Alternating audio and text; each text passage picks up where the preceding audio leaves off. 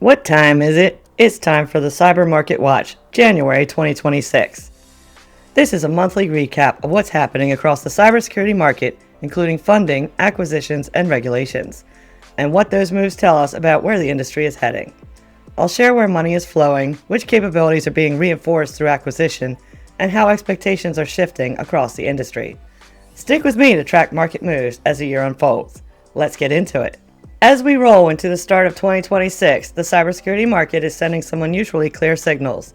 After a couple of years where everything felt tentative, the tone has changed. Capital is moving again, M&A is accelerating, and buyers of cyber solutions are being much more explicit about what they're willing to pay for. What's notable is not just that money is flowing back into cybersecurity, but where it's flowing and why. In the private markets, funding rebounded in 2025, but not the way it did during the last boom. Deal count stayed relatively flat, yet dollars went up. This tells you that investors are concentrating capital into fewer companies, not spreading small bets across lots of startups. The companies raising meaningful rounds late last year tended to have something in common. They weren't pitching better detection or more alerts. They were pitching automation and operational leverage, with a clear reduction in human effort. This suggests investors are aligning more closely with how buyers are actually evaluating security tools now.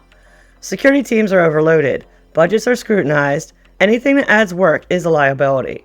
Anything that removes work has a much better chance of surviving procurement. At the same time, consolidation accelerated sharply toward the end of the year. December 2025 alone saw a wave of cybersecurity acquisitions, pushing total M&A volume for the year to one of the highest levels we've seen. This was strategic buying. Large platforms are acquiring capabilities that give them more context around assets, identities, and exposure, with the goal being to reduce fragmentation and make security alerts more actionable. That's why identity security, cloud posture, and exposure management solutions keep showing up at the center of these deals. The biggest transaction still hanging over the market as we enter 2026 is Google's proposed acquisition of Wiz, which remains under regulatory review. Whether or not that deal ultimately closes is already influenced boardroom conversations across the industry. It helped validate cloud security and identity-centric risk as board-level priorities.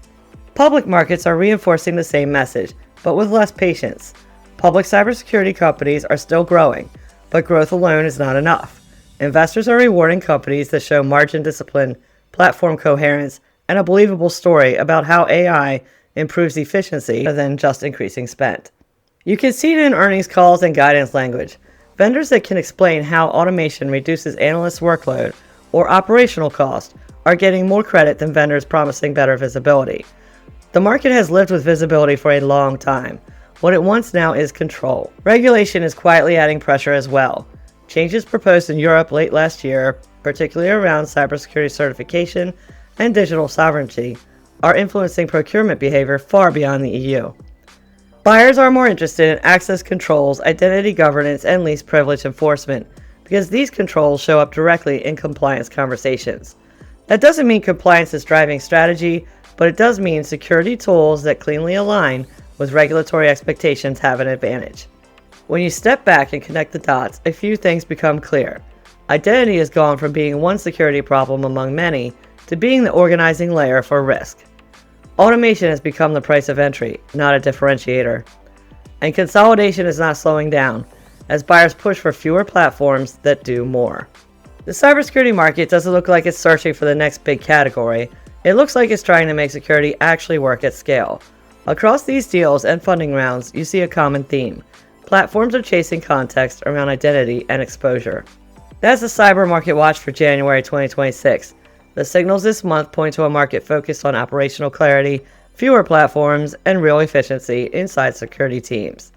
If this kind of market context is useful, I'll share more of it in the CyberPulse newsletter, covering market moves, trends, and what they mean for people building, selling, and running cybersecurity.